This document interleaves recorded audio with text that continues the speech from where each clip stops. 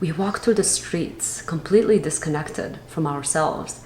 But when we remove those barriers and are unafraid to be hurt, then the heart opens, and there's something that unfolds that begins to reveal magic and miracles and authenticity and kindness and true values from people around you, even in a less busy street in the middle of Asheville. Like, you don't know where you find it, but I really, really believe that when your heart is open, people feel it, they sense it, and they want to come closer to you. They want to be your friend. They want to reconnect with you as their lost family member.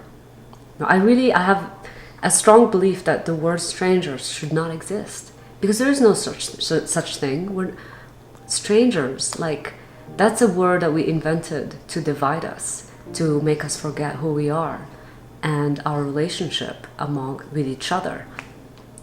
So let us remove that word from the dictionary, because we're no strangers. We're family, and we've just forgotten, and we're remembering every day.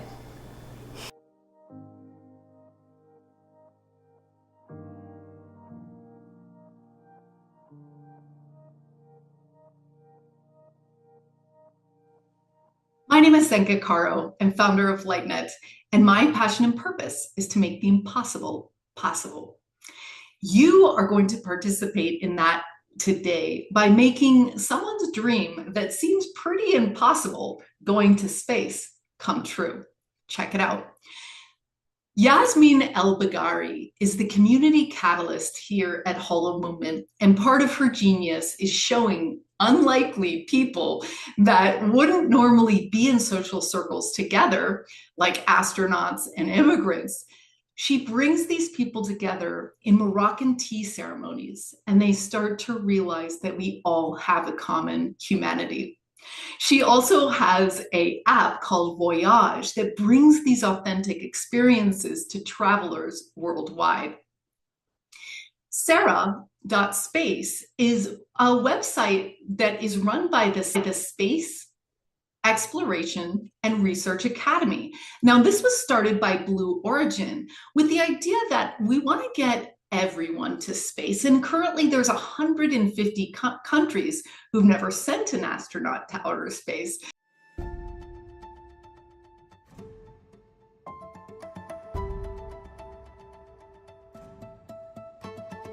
My name is Yasmine El Baggari. I grew up in Rabat, Morocco.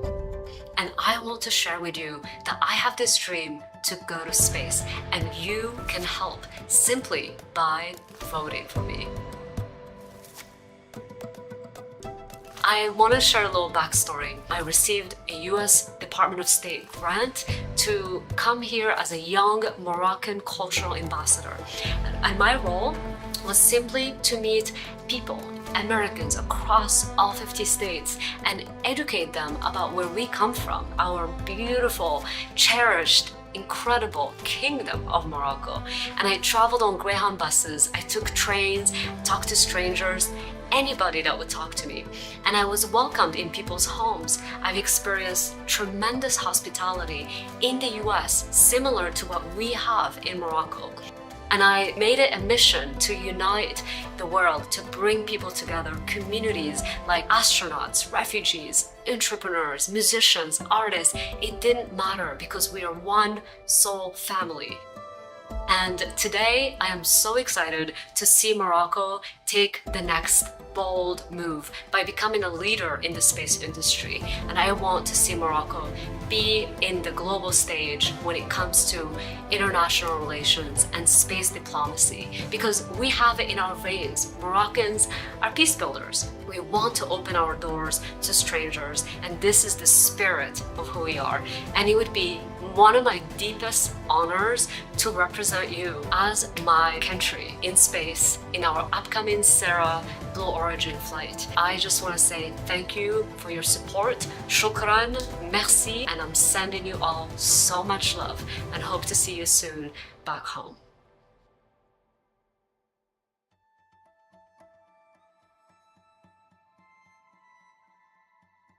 You can vote for Yasmine by going to SERA.space and clicking on the link. You can also go to the show notes below to do the same.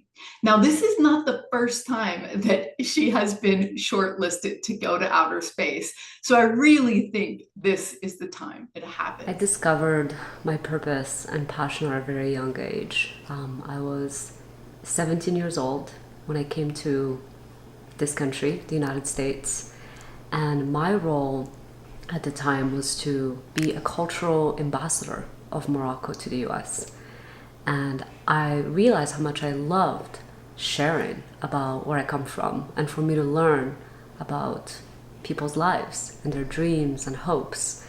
And that was my first insight of discovering my purpose. That was the beginning of the journey. My purpose today is to reunite humanity, to bring our soul human family back together through heart-to-heart connections, soul-to-soul connections, because I have this deep belief and conviction that we are one. We are one, we're interconnected, we're one family. And so bringing us back together is my purpose today. It's so simple. I travel across the world. I have been to every American state, over 48 countries, and I bring people together, communities on the ground, by hosting a Moroccan tea ceremony and literally sharing in a circle on the floor about who we are, our origin stories, where we come from. And through that process, we're able to recognize our shared humanity. We're able to recognize our shared humanity. And so I do that by traveling and connecting with people and bringing people together. So we have been hosting these gatherings, bringing as many diverse people together as possible. Very unlikely groups that would never meet, like an astronaut and a refugee and immigrants. And we have found that an astronaut and a refugee have so much more in common than different. They both share this incredible resilience of going into the unknown, going into uncharted territories that no other human has gone on before. And that creates this alchemy of, even though they come from different backgrounds, socioeconomic upbringings, they have this knowing in their hearts about something, about humanity.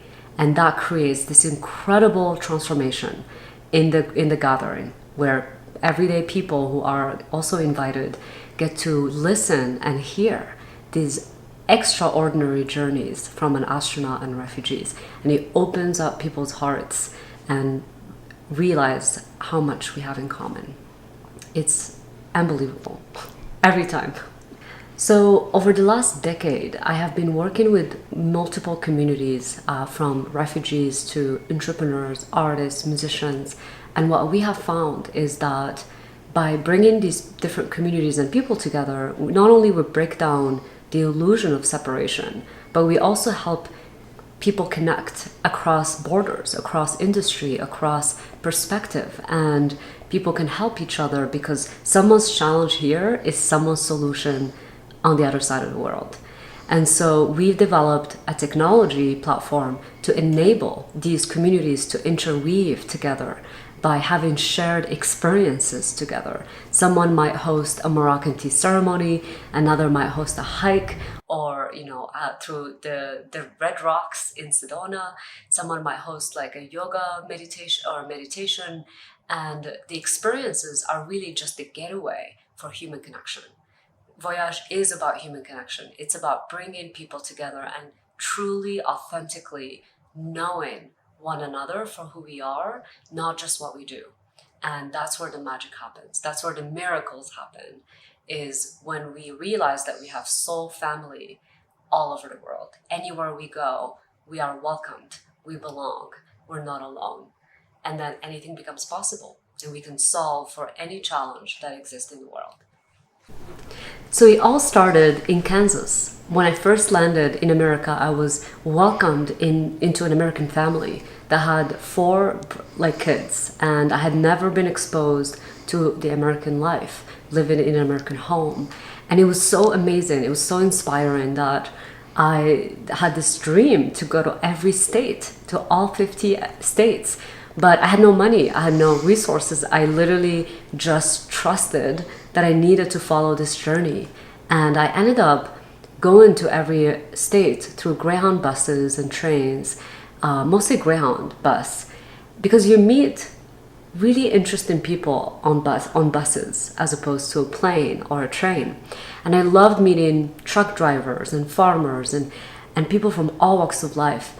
And eventually people started to welcome me in their homes because the more I shared about my dream to go to all 50 states, everybody wanted to be part of it.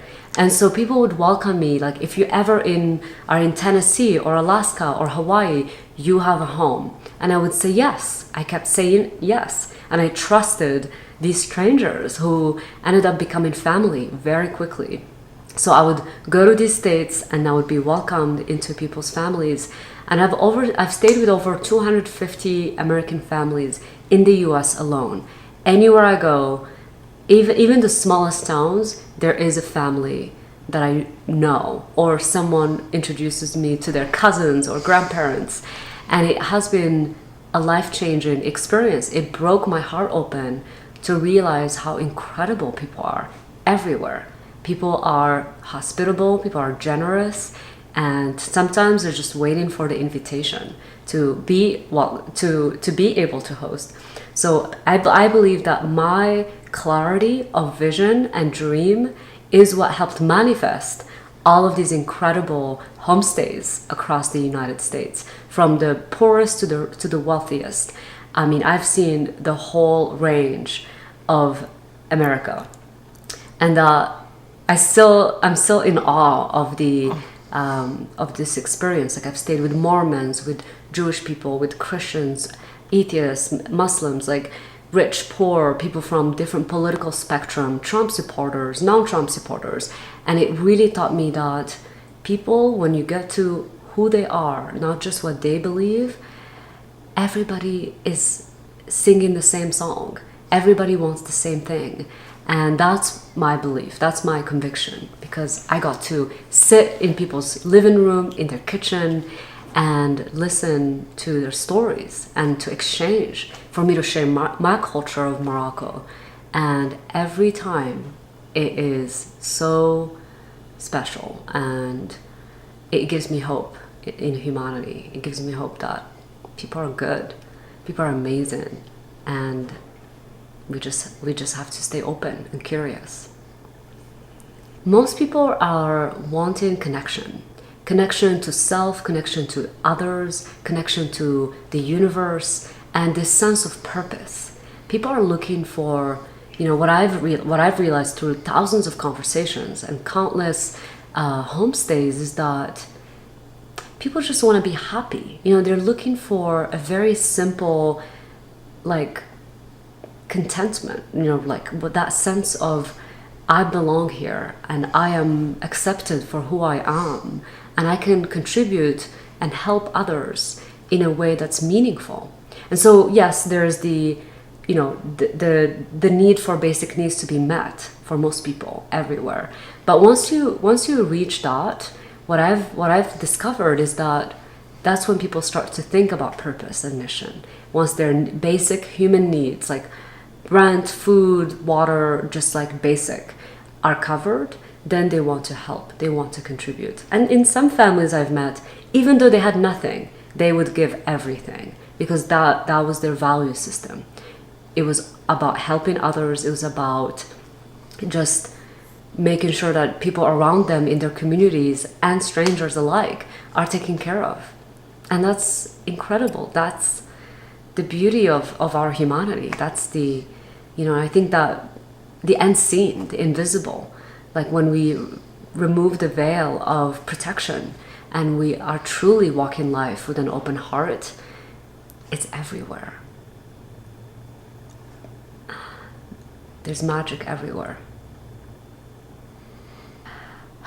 To walk life without protection is removing all the barriers around our heart that truly loves the other, our brothers and sisters, families that we have forgotten that are all around us. We walk through the streets completely disconnected from ourselves. But when we remove those barriers and are unafraid to be hurt, then the heart opens, and there's something that unfolds that begins to reveal magic and miracles and authenticity and kindness and true values from people around you, even in a less busy street in the middle of Asheville. Like, you don't know where you find it, but I really, really believe that when your heart is open, people feel it, they sense it, and they want to come closer to you. They want to be your friend. They want to reconnect with you as their lost family member. Now, I have a strong belief that the word strangers should not exist, because there is no such thing. We're strangers. Like, that's a word that we invented to divide us, to make us forget who we are and our relationship with each other. So let us remove that word from the dictionary, because we're no strangers. We're family, and we've just forgotten, and we're remembering every day. It's absolutely amazing. I have experienced tremendous hospitality in the United States of America. All these incredible families and people that welcome me in their homes, like, I would invite them back into our home back in Morocco. And like, if you ever, literally, as I'm speaking to you, there's 4 people landing in Rabat, in Morocco, with my family. Literally, they're landing today at 5 p.m. And to me, it's just, it of course, like, my parents have opened their homes, their hearts, their doors to all of the strangers I've met, all these people I've met, and they've transformed because of it. They brought the world into their home without having to go anywhere. They've welcomed Germans, Americans, French, Jews, Arabs, Muslims, like all kinds of people. And because of that, they've expanded their awareness and consciousness and capacity, because they got to meet someone else who is not Moroccan.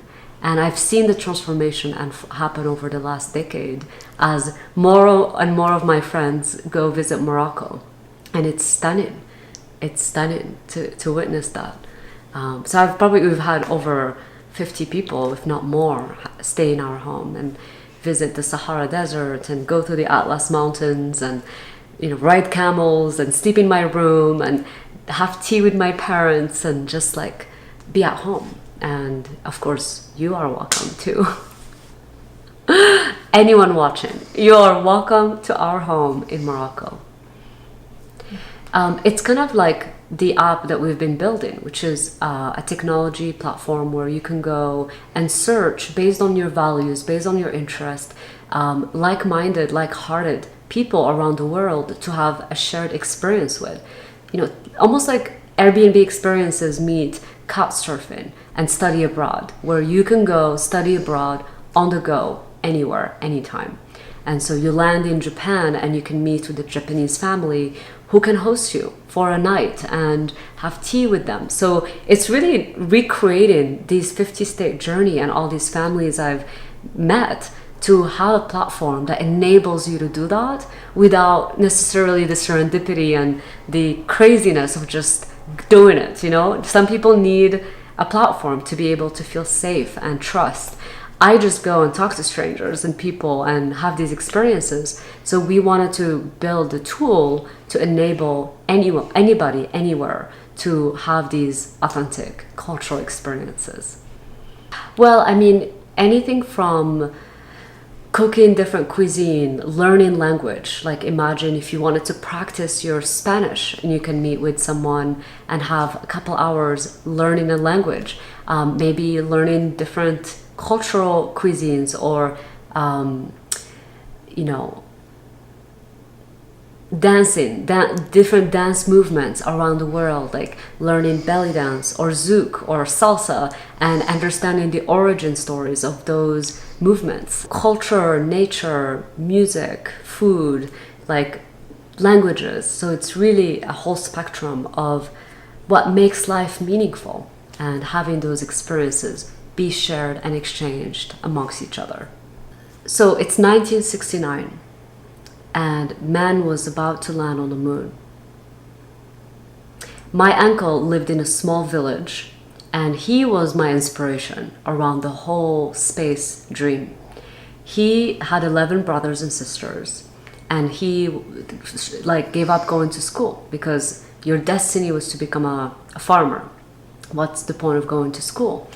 And there was a British man that was hitchhiking through the village and encountered my uncle, and he was 14 years old at the time. And they had an exchange. They didn't speak the language, but they could connect, human to human connection. And as a departing gift, he was gifted a transistor radio that became his new tool and access to the rest of the world, the West, like all of the innovations happening, the Vietnam War, but he couldn't relate to any of it because it was so far away from his lived reality, until July 1969, when he heard of the event that man was going to land on the moon. He was so inspired by that, and he started listening to the radio every day. And the day of the moon landing, his radio broke down, and the only way he could fix it was to get on a donkey to the nearest town and exchange his watch with fixing the radio, because they didn't have money, dirhams. So this man fixed my uncle's radio, and my uncle describes being on the donkey while listening to the moon landing. And he was so awestruck by this event, he was so moved, that he decided that he wanted to go back to school, because his dream was now to go to America and to do great things and to give back to his family. Until this day, he still does that. I have 30 cousins who still live in the rural village in Morocco, and he still makes sure that they have everything they need. So that story was a catalyst. That story was the catalyst that dreams are possible, because he went back to school and then eventually got a full scholarship to come to the United States through the US Department of State. And that's how he came. And that when I heard that, when my brother heard that story, we thought, if my uncle did it, I can do it too. He paved the path for a new possibility, because he looked like us, he talked like us. And my brother said, if my uncle went from a village to California, he said, I want to go to Yale. And nobody believed him, because nobody had gone to an Ivy League school from our middle class family. And my brother believed he could do it, and he did. He was the first Moroccan full ride to Yale, and opened up a world of possibility for his younger sister, but also hundreds of other Moroccans to also imagine and to dream that they could come to the US on a full scholarship. And that's how I came to America. So the moon story was a catalyst. But it was not until I finished my last state of my 50-state journey, when I was in Alaska, that I had the wild revelation that I wanted to experience the Earth from out of space and experience the overview effect that was coined by Frank White. And I didn't even know what the overview effect was. I didn't even have the language to the experience that I felt in my body. But it was a felt sensation that I was floating in space, looking down at the Earth, because I had achieved a dream that I thought was impossible, which was to go to all 50 states. And I was standing on the edge of a mountain in Alaska, in tears, sobbing, and realizing that I had achieved this childhood dream, that I'm here in America, and I'm finishing my 50th state. And that's when the dream of, because I was so afraid to finish my 50th state, that I got to 49. For years, I didn't move. because I was afraid that if I had achieved my dream, that I will not have any dream anymore. I didn't know what kind of dream I would have on the other side. And it took a hard, challenging experience that I booked a one-way flight to Alaska. And the new dream only got revealed after I had accomplished my current dream. And it was to go and experience space and to experience our interconnectedness from the skies. So in full powers of the universe, manifestation, energy powers, in Alaska, I had not encountered anybody in space. I had never met a rocket scientist or an engineer. I had no connection to the space industry. Within a week of feeling that dream, of experiencing that feeling of this new dream, I got an invitation from the United Nations to go to the 50th anniversary of Apollo 11.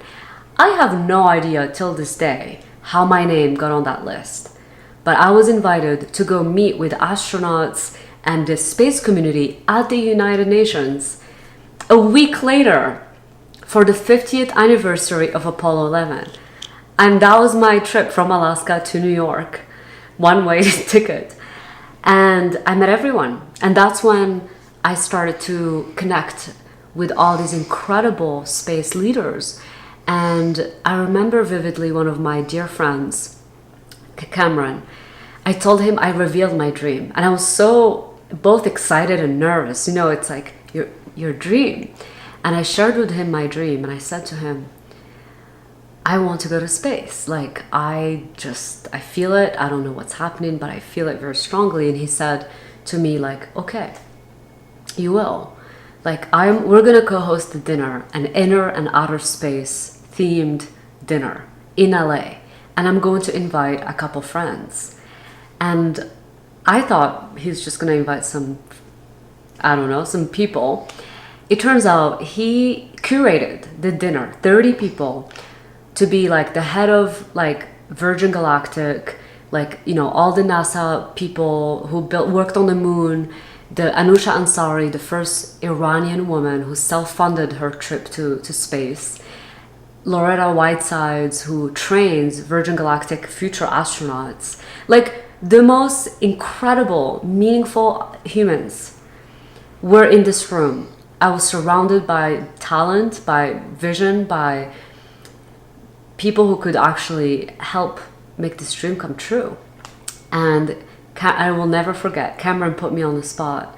He stopped everyone and asked and made a toast, and then in the middle of it said, well, the reason why we're here today is because my friend Yasmine, who's also my co-host for this dinner, has an important announcement and dream she wants to share with all of you. And my heart stopped. I could not believe he was doing that. I'm like, oh my God. But at the same time, as the fear came up, I'm like, this is a moment. This is the moment when we reveal our dreams, when we let the world know our dream, and maybe they can help us. And I did. I courageously shared about my upbringing from Morocco to the 50 states, being in Alaska, and how we got here. And I shared my dream. And it was a life-changing moment. It was a life-changing moment because it was a revelation that people heard and witnessed, and everybody in that room gave me their number and said, whatever you need, I am going to help you make this dream come true. And there was a Space for Humanity that made space accessible to everyday people. I was invited to apply, and from 7,000 applicants, I was down to the final 2 to go to space on a fully sponsored journey. And while I didn't make it, it was a step closer to making that dream come true.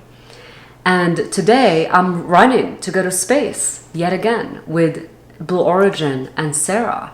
And I'm currently 15 out of 32,000 people who are applying to go to space. And it's a competition designed to bring people who've never had astronauts before, countries who've never had astronauts before. And Morocco has never had an astronaut. So aiming to be the first Moroccan woman in space and first Moroccan person in space. And whether this is it or not, I feel it in my heart, in my vein, that space is part of my journey, and I will get to go to space, and it's just a matter of time, and I can't wait. And in fact, we all get to go to space if that's what we want, because we are in a wild time where space will become more accessible for more people, not just the wealthiest humans who can afford a flight. You know what? That's a powerful question. The hardest part about living my purpose, when you've experienced the depth of living your purpose, is when fear kicks in and you realize that you need to have a normal life and go back to get a job, do something that is not your purpose to make life work. And this is when your basic needs get triggered and are not covered.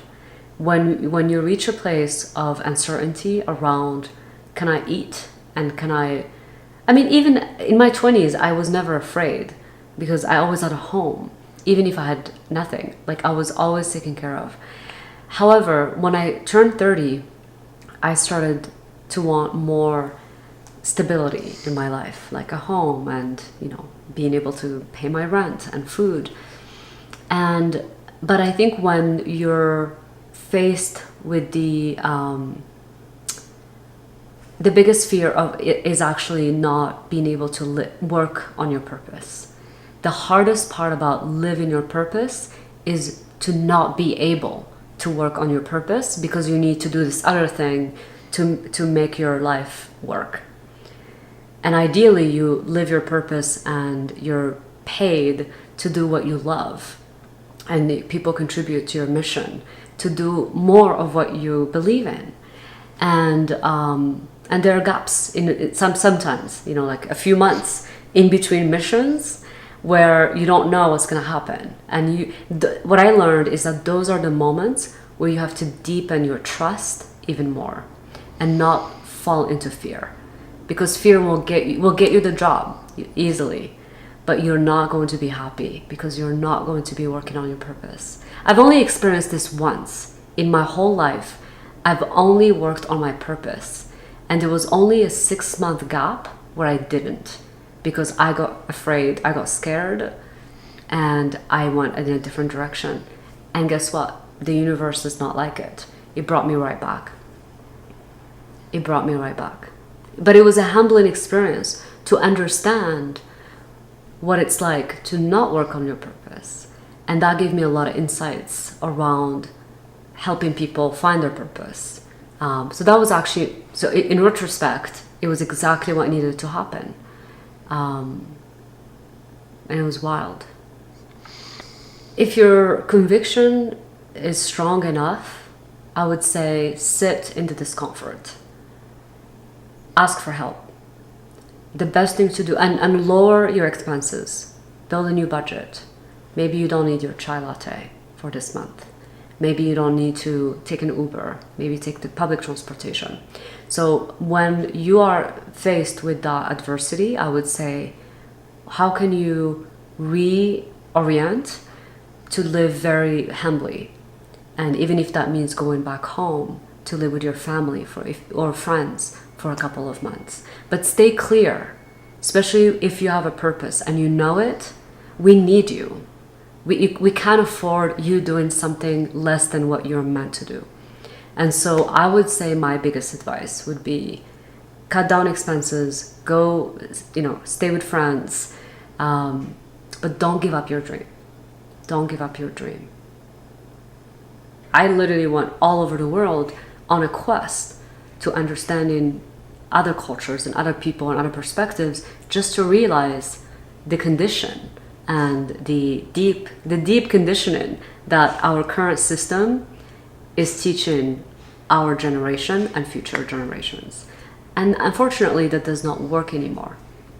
So we need to create new models to help people find themselves and at least stay curious. Because if everyone stays curious and asking questions, they can find answers on their path. But when you're educating a population to not be curious, to learn math and physics, and then without the deeper questions on what it all means, then you're raising a world that is designed to help you achieve your goals, your, work for the corporate world and not be independent, entrepreneurial, outside of the box. So we're trained to follow the path, the certainty, which is an illusion. It's not real. I mean, talk to anybody who's done the corporate ladder and gotten to the top. They will tell you that they're not happy.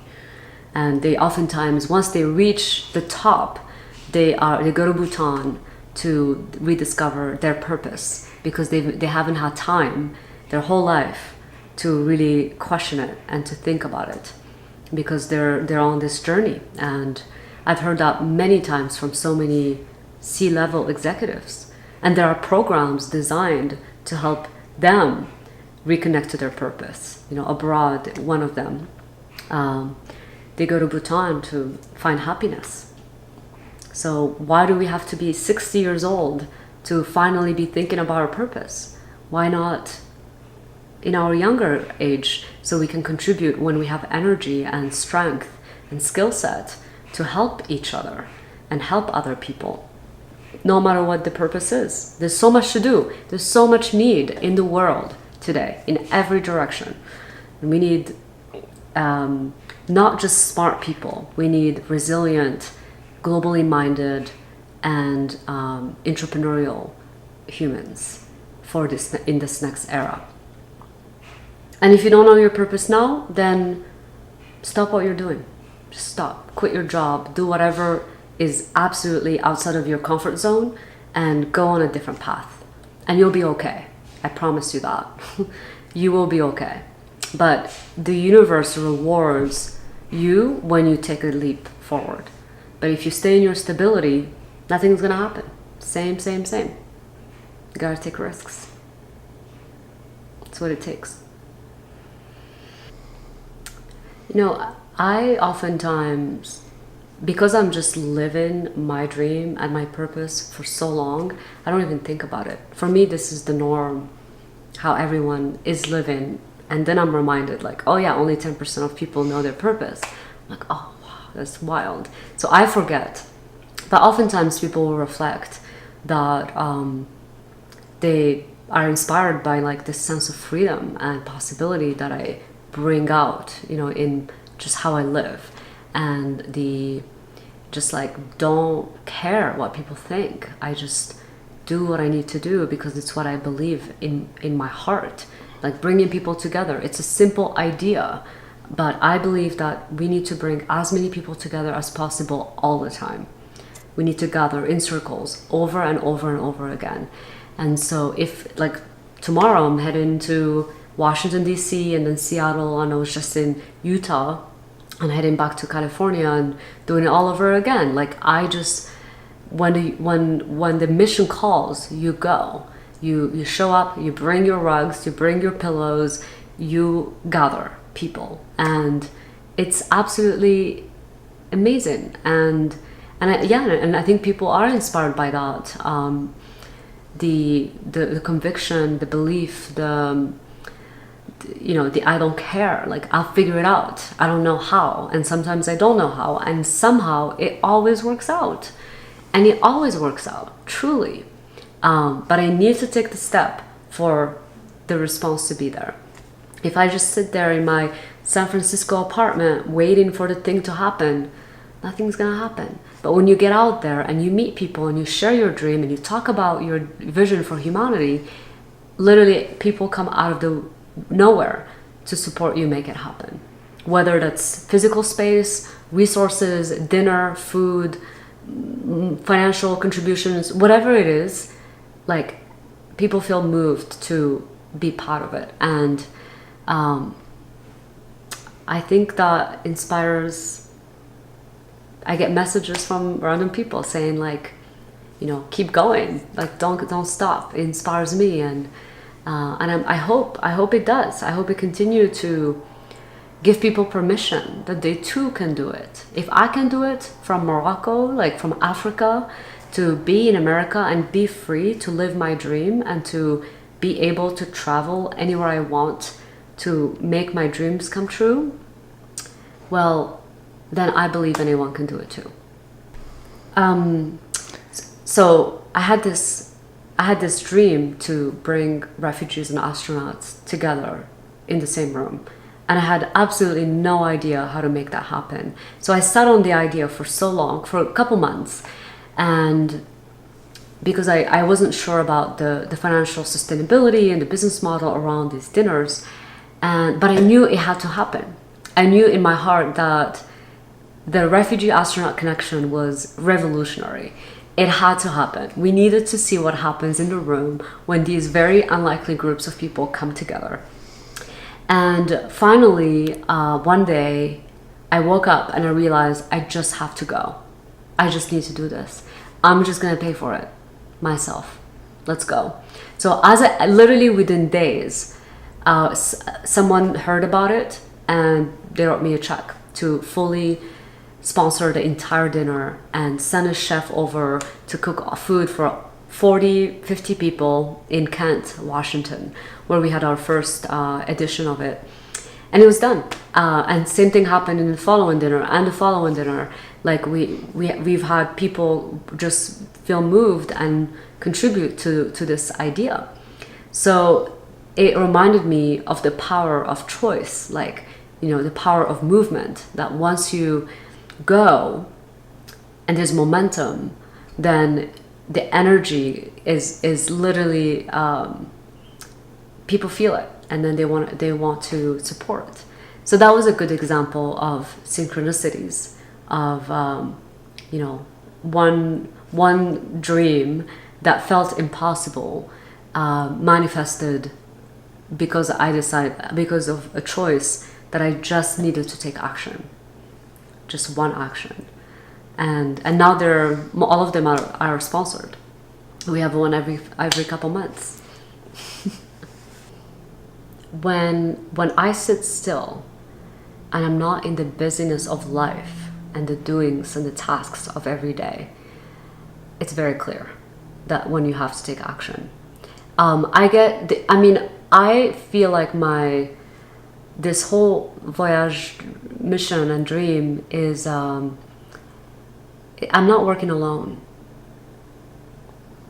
There's something beyond that is urging me to move in different directions at different times. And I feel that very strongly. There's a movement, there's a feeling in my heart, but also energetically, where I'm just like, oh wow, I'm booking a flight to go here and it's happening. I'm like, wait, I wanted to stay home and now I'm moving all year. Literally, we're going to Brazil, we're going to Switzerland, Morocco, all over the world. This next 12 months, it's surreal. And it's not what I expected. I thought I was gonna be home, grounded, building a nest, and it's the absolute opposite. And this is what life wants of me, to be out there with the people, with the communities. And when the world calls, I will listen. I will show up. Always. Always. I'm here. If everybody in the world lived their purpose and thought of themselves as a steward of this planet, we would be living in peace. We will experience peace, not just feel it or sense it or have glimpses of it. We will all live in harmony because we will all be serving, supporting each other, and nobody, not one single human, will be left alone without bread, without food, without water. Everyone will be taken care of, and we will help each other to be the best version of ourselves. We will elevate, we will reach levels of connection that we have yet to experience. Levels of love and connection and serenity and peace that I have glimpses of, But if we all knew our purpose and we all get to experience the magic of life and the miracle of existence, what a world. What a world. What a beautiful world. What a beautiful world. And I believe we can do it. I believe we can do it. If there's anything I want to say to you, is to remain open. Open in your heart, open in your mind, open in your soul. Because when our heart experiences that, we can manifest anything. Anything becomes possible. But it really does take a belief in oneself. And I believe in you. I believe in your heart. I believe in your soul. Because my heart is your heart. It's one heart. It's the same heart. So purify, heal, let go, do whatever you need to do to let go of the past. But this moment is a new moment, and we can reinvent ourselves. We can have new beginnings anytime. And this is your moment. Consider this your invitation to open and choose something new and to move towards your purpose. Because my message to all of us, to all of humanity, is again that we are one human family and we belong to this world, to this planet, to this universe, under the stars and the moon and the sun. And we will get to go to different galaxies and Mars and the moon and beyond, but we must do it here first on planet Earth and do it right. And that's my message to you.